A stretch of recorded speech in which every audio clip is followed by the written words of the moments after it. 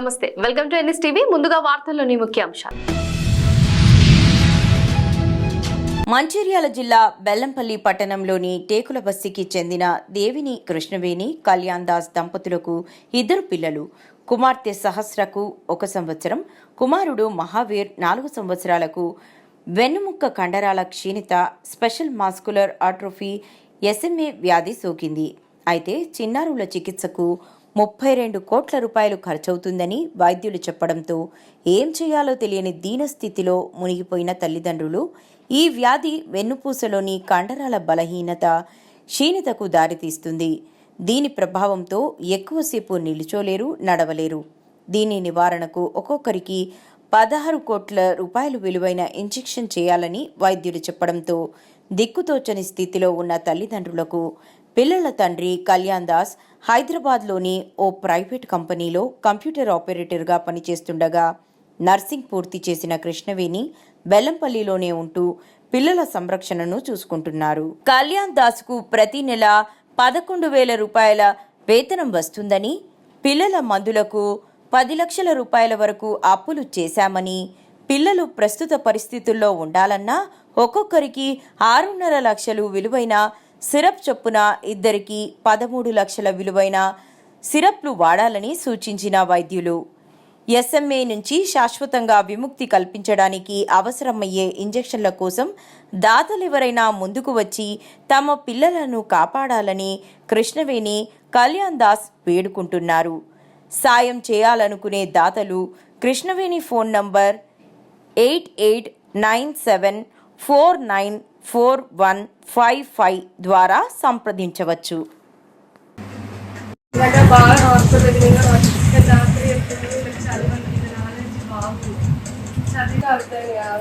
చాలా కష్టమైందని ఇక్కడనే వచ్చింది సార్.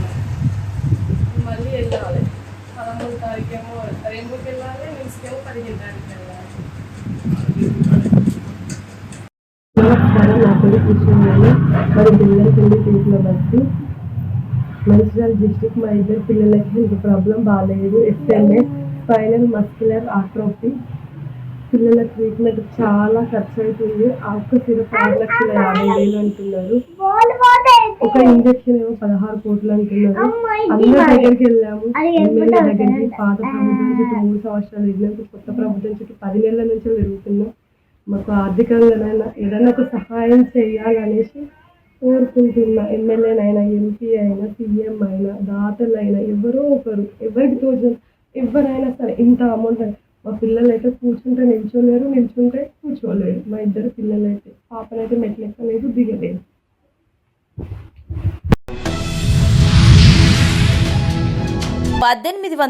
వ అంత్యక్రియలు.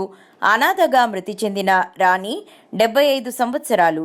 స్థానికులు, 2వ పట్టణ పోలీసులు అమ్మఒడికి సమాచారం ఇవ్వగా సాంప్రదాయ పద్ధతిలో అంత్యక్రియలు చేసిన అమ్మఒడి ట్రస్ట్ ఫౌండర్ చెరుకురి పద్మనాభనాయుడు, మధుబాబు రెడ్డి, 12వ ward corporator Malli Achari, Pooladanamma, Prabhakar, Tesla Prakash, Chandi Prabha, Hussain, Murali, స్థానికులు బాబు, రవి పాల్గొన్నారు.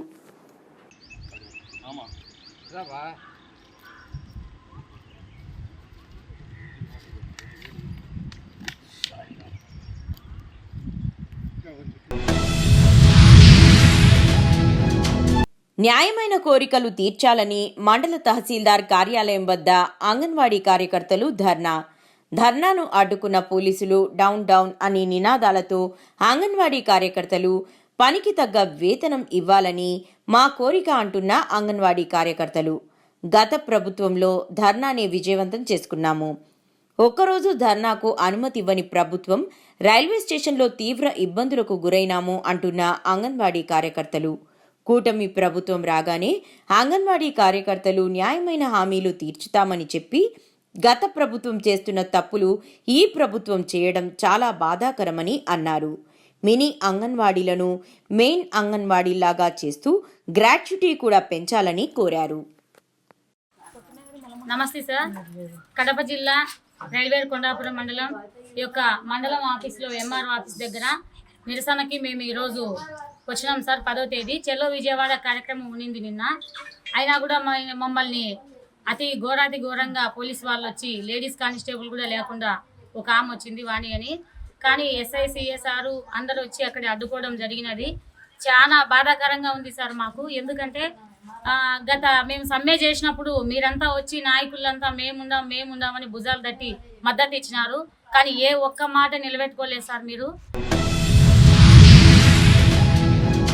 నిర్మల్ జిల్లా కేంద్రంలో కేంద్ర ప్రభుత్వం అమృత్ పథకం ద్వారా 62.5 కోట్ల రూపాయలతో త్రాగునీటి పథకానికి శంకుస్థాపన చేసిన బీజేఎల్పీ నేత ఎమ్మెల్యే ఏలేటి మహేశ్వర్ రెడ్డి. ఈ సందర్భంగా ఎమ్మెల్యే మహేశ్వర్ రెడ్డి మాట్లాడుతూ కేంద్ర ప్రభుత్వం ప్రజలకు సురక్షిత మంచినీరు అందించడమే లక్ష్యంగా దేశవ్యాప్తంగా ఈ పథకం కింద అభివృద్ధి కార్యక్రమాలు చేపడుతున్నట్లు తెలిపారు. గత పాలకులు పట్టణంలో అండర్ గ్రౌండ్ డ్రైనేజీ వ్యవస్థ ఏర్పాటు చేస్తామని ఎన్నికలు వచ్చినప్పుడల్లా బూటకపు హామీలు ఇచ్చి ఓట్లు దన్నుకున్నారని, భారతీయ జనతా పార్టీ అభ్యర్థిగా తనని ఆశీర్వదించిన వెంటనే కేంద్ర ప్రభుత్వం ద్వారా పట్టణంలో ఎస్టీపీ ప్లాంట్ ఏర్పాటుకు 42 కోట్ల రూపాయలు మంజూరుకు కృషి చేసినట్లు తెలిపారు.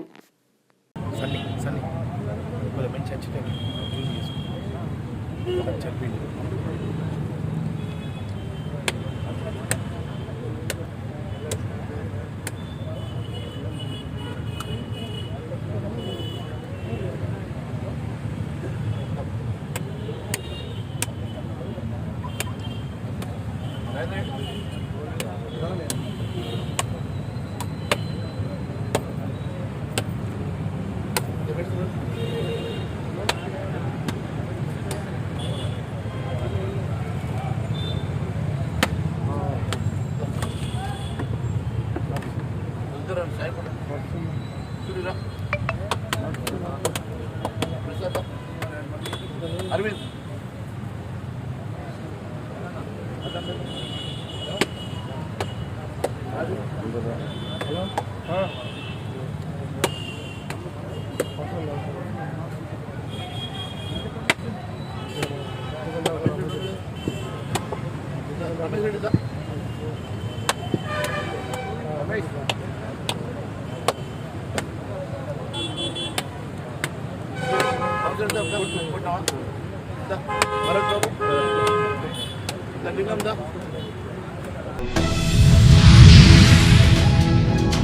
కరీంనగర్ జిల్లా కొత్తపల్లి మండలం చింతకుంట గ్రామంలో చింతకుంట హైస్కూల్లో ఈరోజు ఐసిడిఎస్ ఆధ్వర్యంలో బేటీ బచావో బేటీ పడావో ప్రోగ్రాం నిర్వహించడం జరిగింది.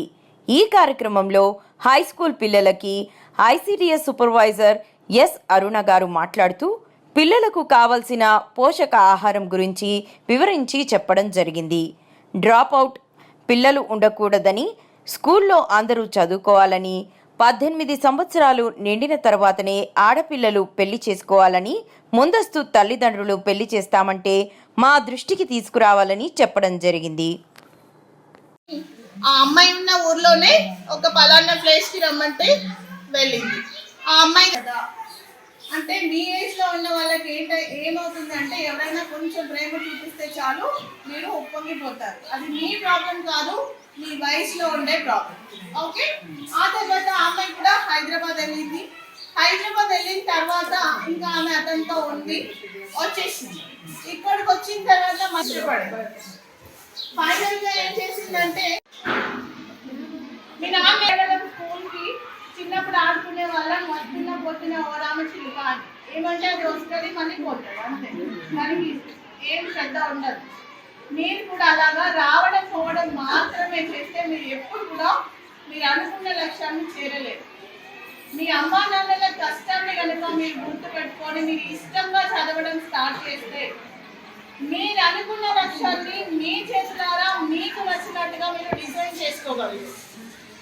తెలుసా మీకు అది? ఎప్పుడైనా ఆలోచించారా? మీరు మంచి పొజిషన్లో ఉంటే ఎలాంటి లైఫ్ ఉంటుంది మీకు, మీతో పాటు మీ అమ్మ నాన్నలకి, మీ తోబుట్టువులకి ఎలాంటి జీవితాన్ని మీరు ఇచ్చిన వాళ్ళు అవుతారని ఎప్పుడైనా ఆలోచించారా? ఎంతమందికి భవిష్యత్తు గురించి ఆలోచన చేసుకున్న వాళ్ళు ఉన్నారు ఇక్కడ? ఎమ్మెల్సీ అభ్యర్థుల ఎంపికను స్వాగతిస్తున్న బలహీన వర్గాలకు చంద్రబాబు రాజ్యాధికారం కల్పించారు. బలహీన వర్గాలను ప్రోత్సహించడంలో టీడీపీ ముందుంటుంది. అభ్యర్థుల ఎంపికలో అన్ని వర్గాలకు సముచిత ప్రాధాన్యం లభించింది అని మాజీ మంత్రి దేవినేని ఉమా అన్నారు. పార్టీ ఆవిర్భావం నుంచి వ్యవస్థాపక అధ్యక్షులు స్వర్గీయ నందమూరి తారక రామారావు గారు ఏ విధంగా మొదటిసారి శాసనసభ ఎన్నికల్లో విద్యావంతులు, graduates, post graduates, engineers, doctors, వివిధ వృత్తుల్లో ఉన్న వాళ్ళకి, చదువుకున్న వారికి ఏ విధంగా అవకాశాలు ఇచ్చారో, తర్వాత శాసనమండలిలో కావచ్చు, రాజ్యసభలో కావచ్చు, పార్లమెంట్లో కావచ్చు, అదేవిధంగా బడుగు బలహీన వర్గాలకి, ఎస్సీ, ఎస్టీ, బీసీ, మైనార్టీ అన్ని వర్గాలకు సంబంధించిన నాయకుల్ని ఎంతో ఉన్నతంగా ముందుకు తీసుకురావడమే కాకుండా ఆయన అడుగుజాడల్లోనే ఈరోజు జాతీయ అధ్యక్షులు చంద్రబాబు నాయుడు గారు తీసుకుంటున్న నిర్ణయాలు కూడా ఎంతో సాహసాభ్యతంగా నిర్ణయాలు తీసుకుంటూ అభివృద్ధి కార్యక్రమాల్లో అందరినీ భాగస్వాములు చేస్తూ పార్టీని, ప్రభుత్వాన్ని ముందుకు తీసుకెళ్తా ఉన్నారు. కోనసీమ తిరుమలగా విరాజిల్లుతున్న ఆత్రేయపురం వాడపల్లి వెంకటేశ్వర స్వామి వారి దర్శనానికి వచ్చే ప్రతి భక్తునికి సౌకర్యవంతమైన దర్శనం కల్పిస్తామని కొత్తపేట ఎమ్మెల్యే బండారు సత్యానందరావు అన్నారు. సోమవారం వాడపల్లి వెంకటేశ్వర స్వామి వారిని దర్శించుకున్న ఎమ్మెల్యే అనంతరం అన్నప్రసాద భవనంలో జరిగిన పాత్రికేయ సమావేశంలో ఆయన పాల్గొన్నారు. ఈ సందర్భంగా సత్యానందరావు మాట్లాడుతూ మొన్న శనివారం నాడు స్వామివారిని దర్శించుకోవడానికి వచ్చే భక్తులు ఊహించని దానికంటే ఎక్కువ తాకిడి పెరగడం వల్ల కొన్ని ఇబ్బందులు ఎదురవుతున్నాయని విషయం తెలుసుకున్న ఆలయ అధికారులు తక్షణ చర్యలు తీసుకుని భక్తులకు దర్శనం కల్పించారని తెలిపారు.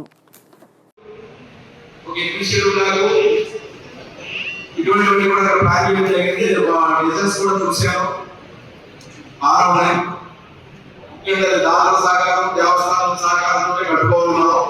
రూమ్ ఒక అమౌంట్ పెట్టాం. ఒక రూమ్ ఆత్మీయగా మొదటి 75 రూములు ముందు మొదలు పెట్టిన అనుకున్నాం. అదొక క్యాంపస్ కింద తీసుకొచ్చి ఒక 5 బ్లాక్లు కట్టాలి. 75 రూములు ఇక్కడికి ఫస్ట్ బ్లాక్ స్టార్ట్ చేద్దాము. 15 మంది ఇక్కడ వెంకటరాజు గారు డీసీ గారు చెప్తున్నారు. 15 మంది వరకు కూడా 15 లక్షల రూపాయలు గది నిర్మాణానికి దాతలుగా ముందు కూర్చున్నారు. చాలా మంది ముందుగా కూడా ఉన్నారని తెలుస్తూ ఉంది. నెల తీసుకుంటుంది. రాజమండ్రులకు కొన్ని ఎక్కువ కాలం పడుతూ ఉంటాయి. అదే తక్కువ కాలంలో చేస్తుంటాయి. లక్షల పరిశ్రమ చేసే వ్యవహారాన్ని కూడా తగ్గించడం మన చేతుల్లో మహానంగా తీసుకుని చేయగలిగేది. నిర్మల్ పట్టణం, నిర్మల్ రూరల్ మండలాలకు చెందిన కళ్యాణలక్ష్మి, షాదీ ముబారక్ లబ్ధిదారులకు సుమారు 280 చెక్కులను ఎమ్మెల్యే ఏలేటి మహేశ్వర్ రెడ్డి అందజేశారు. కాంగ్రెస్ ప్రభుత్వం ఎన్నికల సమయంలో పెళ్లైన ఆడబిడ్డలకు ₹1,00,000తో పాటు తులం బంగారం ఇస్తామని హామీ ఇచ్చి అధికారంలోకి వచ్చాక ఇచ్చిన 420 హామీలను తుంగలో తొక్కారని అన్నారు. ఈ కార్యక్రమంలో ఆర్డీఓ రత్న కళ్యాణి, మండల అధికారులు, జిల్లా బీజేపీ నాయకులు, మండల నాయకులు, కార్యకర్తలు తదితరులు పాల్గొన్నారు.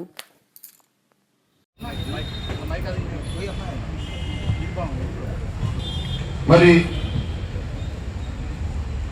దాదాపు నిర్మల్ పట్టణంలో, నిర్మల్ రూరల్ ఏరియా నుంచి, మండలం నుంచి 600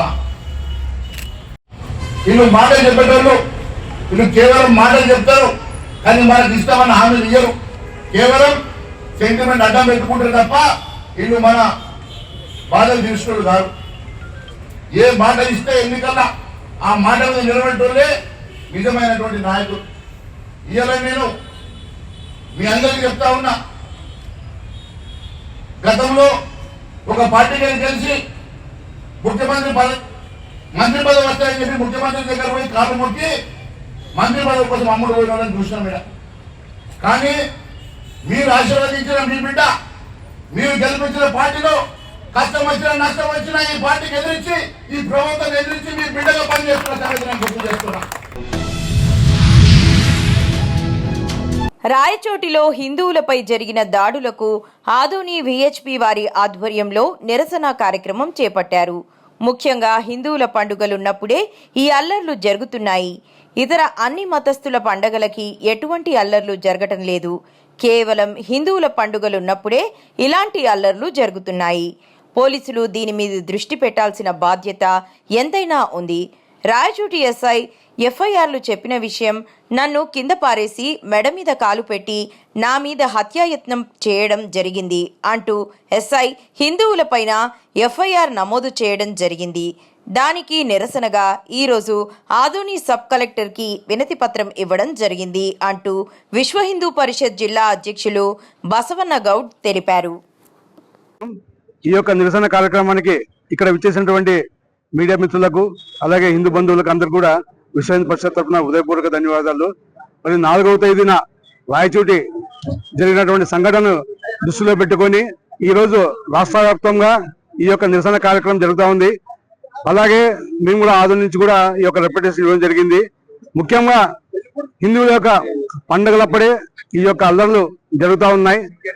మరి ఇతర అన్య మతస్థుల పండుగలకి ఎటువంటి హిందువులు అవాంఛనీయ సంఘటన జరుపుకోవట్ల పీస్ఫుల్ గా ఉంటే కేవలం హిందువుల యొక్క పండుగలకే ఈ యొక్క అల్లర్లు జరుగుతూ ఉన్నాయి. మరి దీని మీద పోలీసులు ప్రత్యేక దృష్టి పెట్టి ఇది ఎందుకు జరుగుతూ ఉంది ఏం కదా అని దృష్టి కోణంలో ఆలోచించి వాళ్ళని కట్టడి చేయాల్సిన బాధ్యత ఎంతైనా ఉంది. అలాగే ఆ యొక్క రాయచోటిలో ఎస్ఐ గారు చెప్పిన విషయం ఎఫ్ఐఆర్లో ఏమన్నా అంటే మమ్మల్ని కింద పడేసి మెడ మీద కాలు పెట్టి నా మీద హత్యా ప్రయత్నం చేశారని చెప్పేసి హిందూ సోదరుల మీద ఈ యొక్క ఎఫ్ఐఆర్ లో ఫైల్ చేయడం జరిగింది. దానికి నిరసనగా ఈ రోజు యావత్ ఆంధ్ర రాష్ట్రంలో నిరసన కార్యక్రమం తెలుపుతూ ఆ యొక్క హిందువుల పైన పెట్టిన కేసులను వెనక్కి తీసుకోవాలని చెప్పేసి కోరుతున్నాం. జగిత్యాల జిల్లా మెట్పల్లి పట్టణంలోని మార్కెట్ యార్డ్ను సోమవారం సందర్శించిన కోరుట్ల ఎమ్మెల్యే డాక్టర్ కల్వకుంట్ల సంజయ్ పసుపు రైతుల సమస్యలపై ఆగ్రహం వ్యక్తం చేశారు. పసుపుకు తక్షణమే మద్దతు ధర ప్రకటించాలని డిమాండ్ చేస్తూ రేపు నిర్వహించనున్న రైతుల ధర్నాలో ప్రతి ఒక్క రైతన్న పార్టీలకు అతీతంగా పాల్గొనాలని ఆయన పిలుపునిచ్చారు. ఈ సందర్భంగా ఆయన మాట్లాడుతూ ఎన్నికల సమయంలో రైతులకు అబద్ధాల కోయిలాల పోసిన నాయకులు ఇప్పుడు ఎందుకు మౌనంగా ఉన్నారని నిలదీశారు. అసెంబ్లీ ఎన్నికల సమయంలో వచ్చే సీజన్లో పసుపు రైతులు కోటీశ్వరులు అవుతారంటూ ప్రజలను మోసం చేసిన నేతలు ఇప్పుడు రైతులకు సమాధానం చెప్పాలన్నారు. పసుపు రైతుల ధర్నాకి మా బీఆర్ఎస్ పార్టీ వైపు నుండి కూడా రైతులకు పూర్తి మద్దతు తెలియజేస్తా ఉన్నాము. ఇక్కడున్న ఎంపీ గారు కానీ ఇక్కడున్న రాష్ట్ర ప్రభుత్వం కానీ మా పసుపు రైతులకు ఆశలు చూపి చూపి చూపి ఇవాళ నిరుత్సాహంగా ఇక వాళ్ళు ఆశలు కూడా వదిలేసుకున్న పరిస్థితి మా పసుపు రైతులకు వచ్చింది. వాళ్ళ ఎంపీ గారేమో గత 6 సంవత్సరాల నుండి పసుపు బోర్డు వచ్చినాక క్వింటాల్కి 20,000 ఇప్పిస్తా రైతులకు.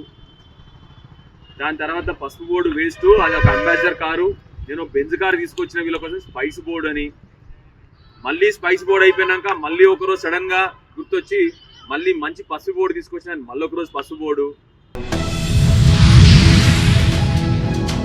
మద్యం తాగడానికి జల్సాలు చేయడానికి అలవాటు పడిన 2 వ్యక్తుల చేతిలో డబ్బులు లేక ఈజీ మనీ కోసం బైక్ దొంగతనాల బాటను ఎంచుకున్నారు. కొంతకాలంగా ఈ చోర వృత్తిని సమర్థవంతంగా కొనసాగిస్తూ జల్సా జీవితం గడుపుతున్నారు. దొంగిలించిన బైకులను మహారాష్ట్రలో అమ్ముకొని బైకులను అమ్మగా వచ్చిన డబ్బుతో లైఫ్ను జాలీగా ఎంజాయ్ చేస్తున్నారు. సీన్ కట్ చేస్తే నవీపేట మండల కేంద్రంలోని కుమార్ గల్లీకి చెందిన పట్లీ అశోక్ అనే వ్యక్తి తన బైక్ దొంగతనం విషయమై పోలీసులకు ఫిర్యాదు చేయడంతో విచారణ మొదలుపెట్టారు. SI Navipet in charge SI Lakshmaiah సమక్షంలో వారి టీం అంతా కూడా ఈరోజు రేంజ్ ఎలక్షన్ దగ్గర ఒక తగిన సమాచారం ప్రకారం 2 వ్యక్తుల్ని అరెస్ట్ చేయడం జరిగింది. వీరు అంతర్రాష్ట్ర బైక్ దొంగతనం నేరస్తులు. దాంట్లో తైసిన్ ఖాన్ ఎలియాస్ అర్ఫాన్, ఇతను లేబర్, నిజాం కాలనీలో ఉంటాడు. అలానే సయ్యద్ సోహెల్, ఇతను మహారాష్ట్ర చెందిన వ్యక్తి, నాందేడ్ చెందిన వ్యక్తి. వీరిద్దరు కలిసి గత కొన్ని రోజులుగా నిజామాబాద్ 3 టౌన్, తర్వాత నవీపేట్, బోధన్ టౌన్, రేంజల్ అండ్ మహారాష్ట్రలో వివిధ నేరాలు పాల్పడ్డారు.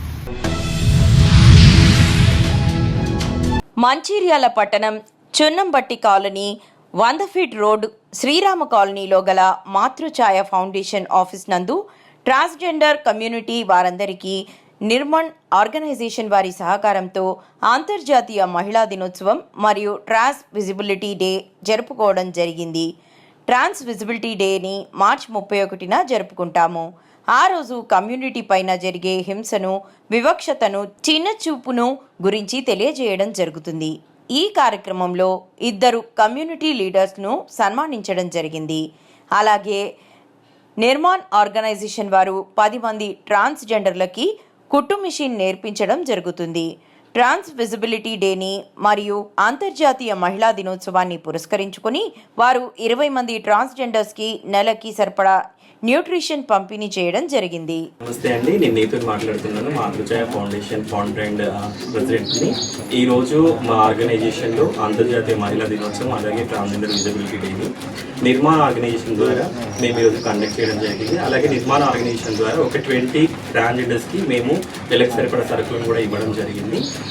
సో నిర్మాణ ఆర్గనైజేషన్ వాళ్ళకి ఈ సందర్భంగా మేము ధన్యవాదాలు తెలియజేసుకుంటా ఉన్నాము. అలాగే మా మాతృఛాయ ఫౌండేషన్లో ఇంకా ఎన్నో ట్రైనింగ్స్ నేర్పించి మా ట్రాన్స్జెండర్ వారిని ముందుకు తీసుకెళ్ళడానికి మీరు మాతో పాటు నడుస్తారని మేము కోరుకుంటా ఉన్నాము. అలాగే మహిళలందరికీ కూడా అంతర్జాతీయ మహిళా దినోత్సవ శుభాకాంక్షలు. Thank you. స్టవ్ పేలి మంటలంటుకుని గాయపడిన ఘటనలో సిరికొండకు చెందిన ఆర్మీ జవాన్ కాసుల ప్రమోద్ మృతి చెందాడు. ఈ నెల 1న ప్రమాదవశాత్తు స్టవ్ పేలి ప్రమోద్కు మంటలంటుకున్నాయి. దీంతో అతన్ని సికింద్రాబాద్ మిలిటరీ ఆసుపత్రిలో చికిత్స అందించారు. మెరుగైన చికిత్స నిమిత్తం పూణే మిలిటరీ ఆసుపత్రికి తరలించారు. అక్కడ చికిత్స పొందుతూ ఈ నెల 8న మరణించారు. కాగా ఇవాళ ఆర్మీ లాంఛనాలతో దహన సంస్కారాలు చేశారు.